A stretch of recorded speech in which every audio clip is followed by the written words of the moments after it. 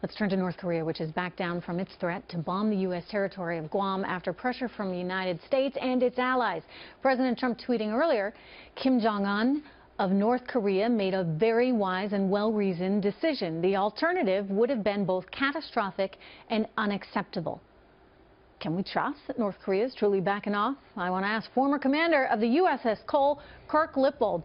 Good to see you here, sir. Do you think that this is a momentary lull, or are they retreating for good? How should we be thinking about this right now?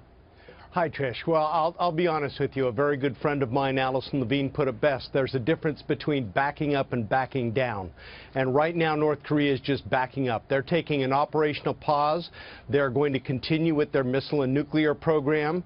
They're not backing down. And in fact, this is a prime opportunity for the United States to now fully engage with the one country that is the key to solving this problem, and that's China. China is the one that is going to be able to push this forward, to be able to cut off all the support that is going to North Korea that is allowing this program to continue.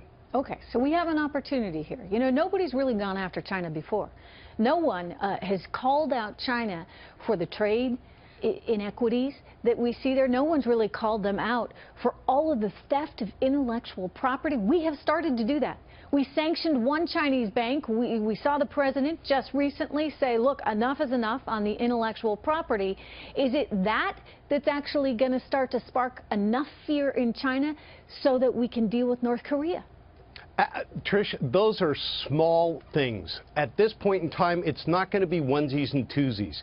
With a program led by the Secretary of State, an across-the-government effort to develop a comprehensive and in-depth set of sanctions needs to be put together across the government so that when we're ready in about 30 to 60 days, we go to China and say, you want to know something? The time for incremental measures is over. The opportunity for getting this under control is now your responsibility.